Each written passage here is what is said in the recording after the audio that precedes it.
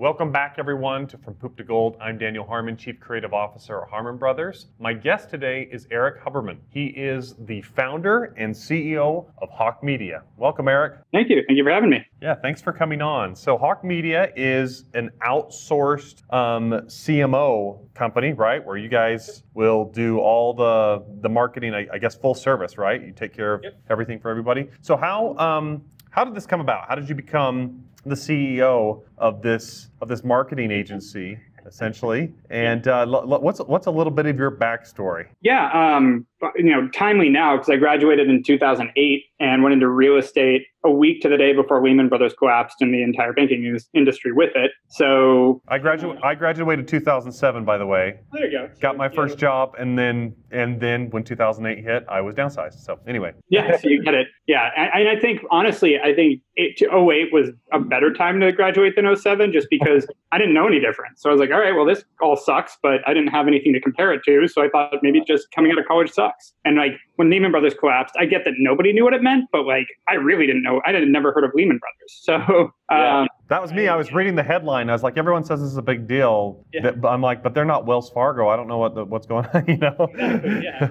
And so when, I heard like, well, this is the first time it's happened in 100 years. And I'm like, I feel like, meaning like all these companies like Bear Stearns have been around so long. And I was like, yeah, but companies fail at all points of their life cycle. So like a few big companies failing doesn't seem like it's anything to worry about, is it? So anyways, went to that. And that year, I made $350 being a commercial real estate broker throughout the year. So that's a tough payroll. Just a great year. Yeah, booming.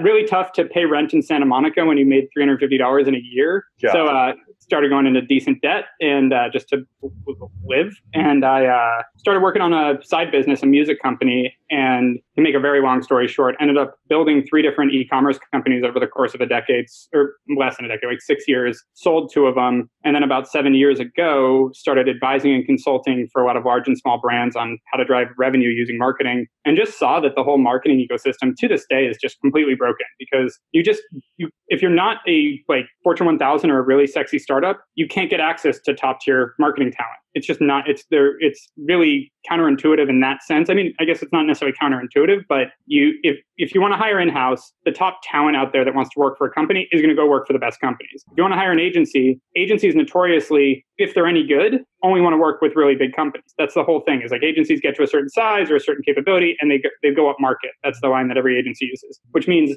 the agencies everyone else gets to pick from are all the ones that could never grow, could never succeed, and don't know how to do marketing, frankly. Shitty. Right. So none of that made sense to me. And because I had built some e-com companies, I had some good friends that were good at marketing. I had learned a lot on marketing, and that's really what I focused on with my own businesses. So I built a small little SWAT team for companies I was advising for that were good at what they did individually. So like a Facebook marketer, an email marketer, web designer, a fractional CMO, and then just made everything super accessible. So a la carte, month to month. The idea is it's cheaper than trying to build a team in-house, and you get access to good talent, and it's really nimble and flexible. And so that's how we started. And now it's been 6.5 years. We've got about 160 plus people, and offices LA, New York, and Boston. Technically, I guess right now we have offices all over the country given the quarantine, but you get the idea. And yeah, we've grown over 2,000 brands at this point as their outsourced marketing team. Very cool. So you are a full outsourced marketing team. You're not necessarily advising them and consulting them, and then they execute. You're actually doing execution as well. It's both. So again, it's a la carte. So it's do they want us just for strategy, for execution, for both? It's whatever. We're really nimble, and we're consultative during the onboarding process to make sure we do the things we think they need, because we have no long-term contracts. So we have to put forward what we think the value that's going to be provided. Okay. Very cool. Well, that's kind of cool the way it started. Like sometimes, some of the best companies out there really start in a downturn where they just don't know any better. Yep. And then just kind of go from there. So that's all the memes with Uber and Airbnb, and I think Google started in a downturn. Like it's just I don't know. To me, it's downturns are just an opportunity to like be a good entrepreneur. Like the companies that are, don't get me wrong, there's a portion of like what's going on right now where it's like the government tells you that your entire industry is shut down. That has nothing to do with the entrepreneur. That is shitty. Right. But there's still even adapting to that companies are doing. Like a good friend of mine has gyms all across Canada, has had the company for like 25 years, and overnight was told to shut down all his gyms. He doesn't have the balance sheet to just pay for dozens of gyms across the country while he doesn't make any money. So he went into virtual training and has done just fine. So it's like there's companies like, if you're a cruise ship operator, you don't really have an option. There's not really a virtual cruise ship. Maybe you could do something, but like a lot of companies, I mean, Cheesecake Factory is still at 50% of revenue, even though they're all closed for in-room dining. Like you can actually survive to some extent if you're nimble and you adapt. And it's not just for startups. It's for any company like Cheesecake Factory. Right. Yeah. That's a huge company, and being able to mobilize that quickly and adjust, that's pretty incredible. Yeah. Have you always had the mind of an entrepreneur? I mean, it kind of sounds like if you were going into real estate. Yeah. My first stint was at 6 years old. I decided I needed to make money, and I stole a bunch of my parents' stuff, put it in a pillowcase, and walked door to door trying to sell things I thought my parents didn't need anymore. I had no idea. You were probably right. They probably didn't need them. I mean, I was selling, and it was all, to me, 5 and 10 cents was a lot of money. So I was selling I forgot there was some actual items in there, like an alarm clock for 10 cents. Like, it was like, my dad doesn't need that anymore. He has 2 of them. Like, it was that kind of stuff. But, and then I remember that was a fun story because I did it with a friend of mine. And when we came back, we split the money 50-50. And in my head, I was like, but this is my parents' stuff, not your parents. Why do you get half? But I was 6 years old. I didn't know how to articulate that. So I was just annoyed and didn't do it again. And then when I was like, this cap table's screwed up. Yeah, something's screwy here. And then when I was 8, I wanted to get an electric guitar, and I went to my dad and said, I need to play guitar, because the only other Eric I really knew about was Eric Clapton. Like, well, Eric's play guitar, so this is how it works. Asked him for it, and my dad, in his eloquent way, just said, good, get a fucking job. And I was 8, so I went, all right. And so I saw people were going crazy over Beanie Babies, and so started buying and selling Beanie Babies, and ended up making like $4,000, $5,000 as an 8-year-old. So that's incredible. I bought the guitar, I bought a BMX, and I saved some money for a car later. So it was good. That's awesome. Yeah, that was one of my first motivations to work, was to actually get a bike, a mountain bike, not a BMX. I was in Idaho, and so it was a little bit more. Business partners in Boise. Yeah. So, well, here's the question then. Was your dad an entrepreneur? Yeah. Yeah. Okay. With the way it's, Yeah. He and his dad was an entrepreneur. Like, it's, I definitely, not in the negative way it's usually used, but I took it for granted. Like, that's what you do. You become an entrepreneur. Like, if you're going to get a job, it's to learn something so that you can do your own thing. Like, that to me was always the plan. And so any job I got, which I've worked for other people, was always like a stepping stone, not the end game. There you go. Very cool. All right. Well, this podcast is called From Poop to Gold. So we always want to dive into kind of a crappy situation that you ran into where you were able to turn it into something positive, maybe even something great. What comes to mind for you in your career where you kind of hit that rock bottom and made something really good out of it? So I got 2 stories. I can go with one that was, let's say, 8 years ago, or one that happened 3 weeks ago. Which is better to you? There's a really relevant story here that comes to mind. But we might even have time for both. So whichever one you feel like is the best start. Assuming this comes out soon, I'll start with the latter because it might be helpful to people. So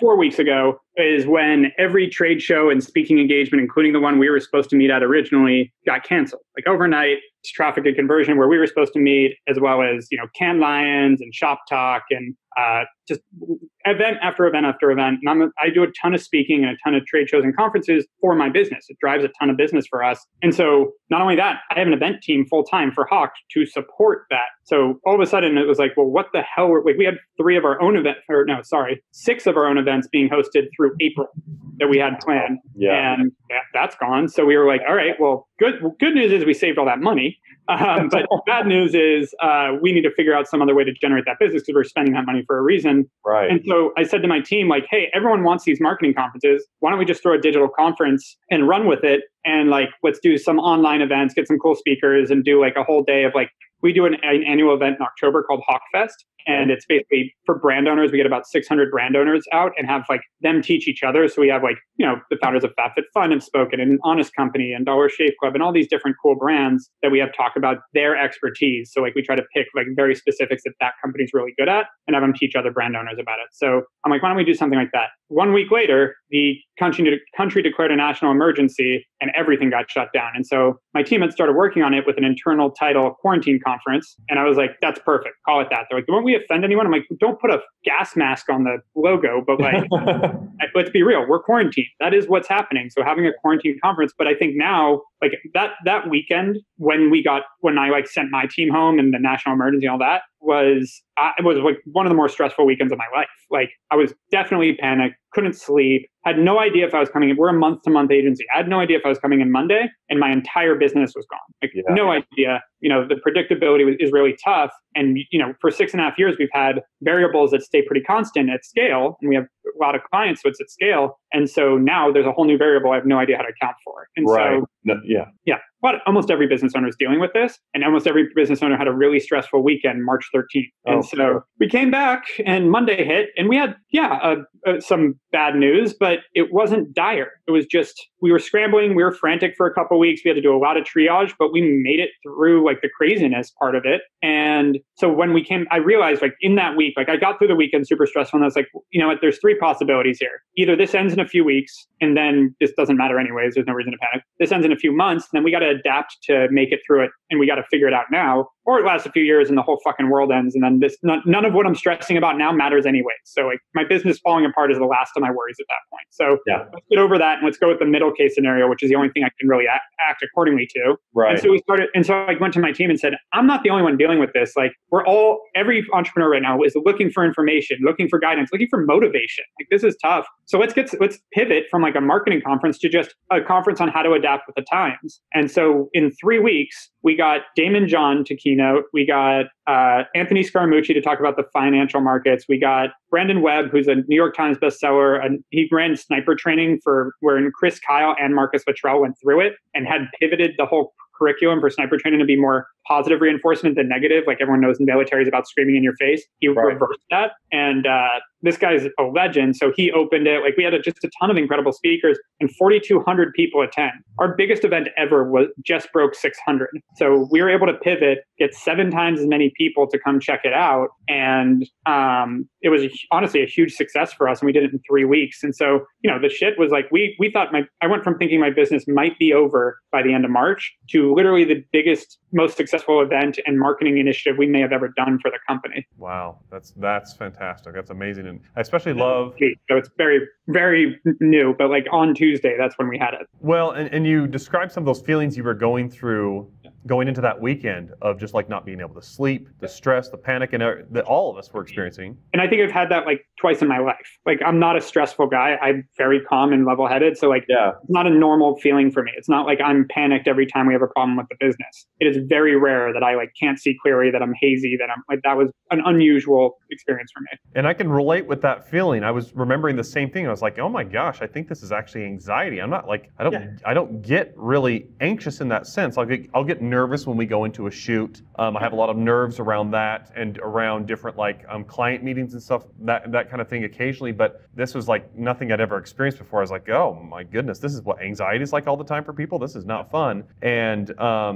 And like you said, I love the perspective of like, okay, let's look at this realistically. This is either a waited out kind of thing and like we're just going to suck it up for 3 weeks and it's going to be over, or it's going to be there in between where, okay, we've got to make some real adjustments because this is going to go like 3 months, or this is a very worst case scenario in which case none of this matters. I like how you compartmentalized it in order to make the decision on what you could actually control. Yeah, and we have a pretty big habit of that at Hawke, is like simplify the problem, get down to the core of it, just make the decision. Like, it's easy to overcomplicate things. It's easy to, and a lot of times things are complicated, but you got to simplify them and just make a decision on the bigger picture because there's not enough time to work through the details a lot of the time. Love that. Awesome. Okay, so let's talk a little bit of marketing then. Yep. What are some big mistakes you see people make, not just right now, because obviously right now is going to change. It's not going to be the norm forever. We might be dealing with a new normal, but we don't know exactly what that looks like. But what are some of the biggest marketing mistakes you see people making right now? Yeah, so right now it's actually, and it is relevant in general, is cutting off marketing when you're panicked or you think something's not working. It's cutting off your oxygen when you think you're sick. I know it's going to sound biased, but we have all the recordings from our panels. Every COO and CEO that was talking was saying the same thing. Like Anthony Scaramucci's thing is stay on offensive. He has it written on his mirror in the morning. Yep. So it's like SOO, stay on offense. Yeah.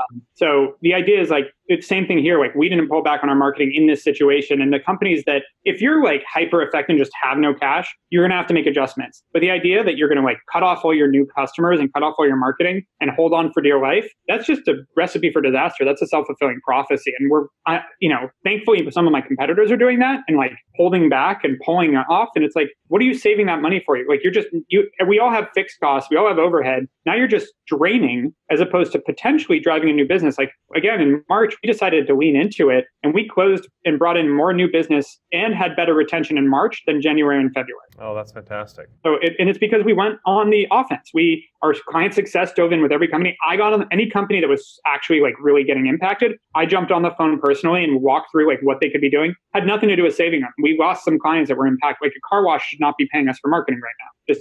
It's real. We have a chain of car. We were like, but hey, what can you do maybe here to build up something so that even if you're completely shut down and there's no option, can like that car wash do home delivery car washes? Because people are still driving. In LA, at least, I went on one errand the past 2 weeks, and last weekend drove up into the valley, and the freeway looked like any other Saturday. It wasn't, which is rough to say, but the point is people are using their cars. If you had a car wash delivery and were wearing a mask, they'd probably be down to let you wash their car outside in their driveway. Like there's all these opportunities. And so like really leaning into it. So the biggest mistake with marketing is, thinking it's a binary thing where you turn it on or off versus assuming you have to market your business. You just may have to change how you market your business. Like we changed every creative we were doing 3 weeks ago quickly because a lot of it was tone deaf, and that worked out really well too. So that's saying number one. Number two is thinking that all that goes into marketing is advertising and like top of the funnel. That's a very common mistake from newer entrepreneurs, is like my marketing is my Facebook ads and my Google ads. And it's like there's this thing called a purchase cycle where someone sees your ad, there's a period of time between them first introducing to your brand and actually buying something. And not most companies, but probably the biggest mistake I see just in general is people not doing a lot on the email marketing side and SMS and ongoing nurturing of those leads and of those customers to increase their conversion rate and increase their lifetime value of a customer, staying in touch. And that all goes into the second biggest mistake, which is every one of these massively failing e-commerce companies don't think about lifetime value. It's all CAC. And so like Casper, which, I like those guys a lot, but like they launched a mattress. How many times in your lifetime do you buy a mattress? So like the cost to acquire that customer versus how you could actually drive revenue from it. Like it just wasn't in their model, and it took them a long time to launch any other products. And the second product they launched was a dog bed. So it's like, it's the same thing with Dollar Shave Club, which also has never made a profit. They launched razors and then they went with butt wipes. It's like, do you really think that was what's going to drive the value of your customer up? And it's like, they were both marketing focused and there were really cool press hits from that, but it didn't make them any more real money. So it's that kind of stuff that like, you really have to think about your merchandising and the way that you bring customers back and you get ongoing revenue, because acquiring a customer is really expensive. Keeping a customer is not. It's more actions than it is expense. Lifetime value is huge. And I love what you're saying about staying on the offensive. When you watch a basketball game or a football game, you can always see when that team has got the lead and they're just playing not to lose, as opposed to just like, let's just put these guys out of their misery right now, and one, especially again, keeping it relevant right now, your competitors, some of them are freezing up. And I'm sorry, but this is a competitive country. Like you are competing with other people, you're competing for eyeballs, for share of wallet, et cetera, and let it get everyone out of the way. Like, we had a competitor of ours reach out, like a month and a half ago, convinced they were a 20-year-old agency. They convinced 4 of our employees to quit, to go to them and give no notice because they could pay them way more because they've been around forever. And a month later, they laid off 75% of their staff. Oh, man. And those employees that gave us no notice and burned the bridge. And we told them blatantly, like, don't come back. Like, you're going to put us in this position where you're just going to leave your work on a Friday and not come back on a Monday. There's no open door here. But yeah, at the end of the day, life's about relationships, and that is not how you maintain relationships. And we were very straightforward. Like, I didn't yell. I was just saying, hey, listen, like, this is a really shitty thing to do. If you're not going to give 2 weeks notice, like, the door's closed. And we've brought employees back. We're happy. Like, I have no problem with an employee taking another job, sincerely. If they leave on good terms, the door is open. If they left on good terms and they were good for us and we have a place for them later, that's fine.